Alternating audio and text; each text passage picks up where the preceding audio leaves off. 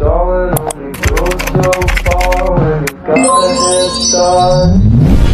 Could stay at home and watch the sunset, but I get up from asking all you want. Assalamualaikum warahmatullahi wabarakatuh.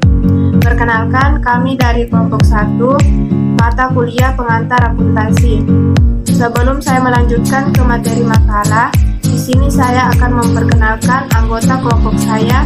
Perkenalkan, nama saya Sri Ramadana, NIM 2021 050101 073. Yang kedua, Rahmawati, NIM 2021 050101 074. Dan yang ketiga, Nita Puspitasari, NIM 2021 050101 075.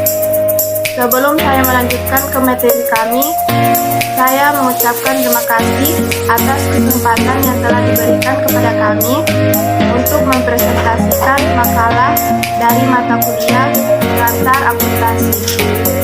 Baiklah, langsung saja makalah kami berjudul Pengantar Akuntansi dan Perusahaan.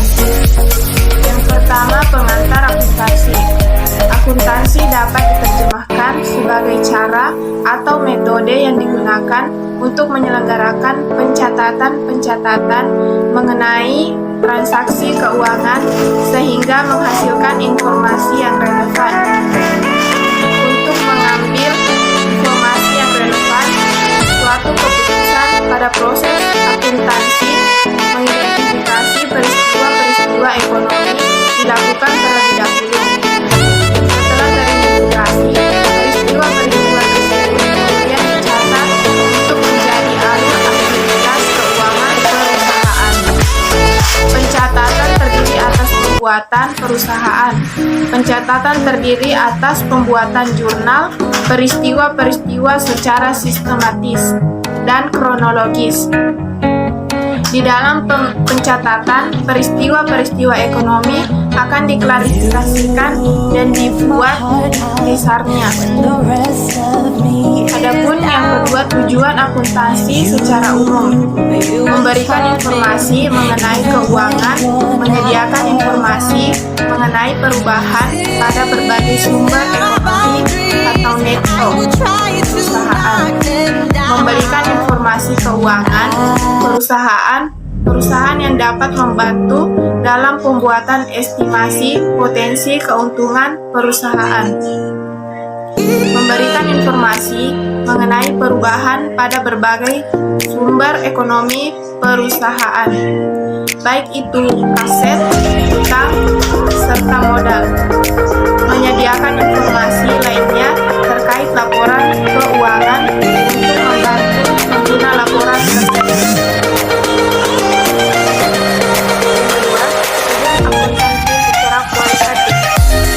Informasi yang relevan, menyampaikan informasi yang telah teruji kebenaran dan kredibilitasnya. Informasi yang disampaikan dapat dimengerti oleh pihak-pihak yang berkepentingan, menyampaikan laporan keuangan untuk kepentingan semua pihak yang terkait dengan aktivitas perusahaan, memberikan informasi yang real time atau sesegera mungkin.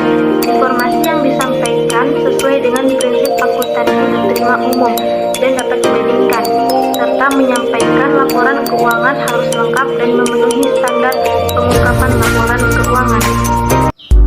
3. Tujuan akuntansi. Yang pertama, tujuan akuntansi secara khusus. Secara khusus, tujuan akuntansi adalah untuk menyediakan informasi dalam bentuk laporan yang memuat posisi keuangan, hasil usaha, dan perubahan posisi keuangan lainnya secara wajar sesuai prinsip akuntansi berterima umum atau PABU atau Generally Accepted Accounting Principles atau GAAP. Pengertian perusahaan. Secara umum, pengertian perusahaan adalah salah satu badan hukum dibentuk oleh sekelompok orang yang terlibat dalam menjalankan badan usaha.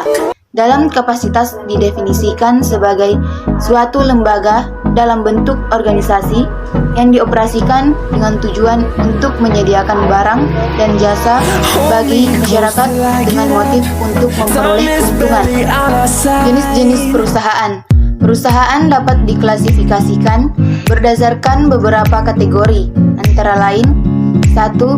Perusahaan berdasarkan lapangan usaha, perusahaan ekstraktif, perusahaan agraris, perusahaan industri, perusahaan perdagangan, perusahaan jasa. 2. Perusahaan berdasarkan kepemilikan, perusahaan milik negara, koperasi, perusahaan swasta.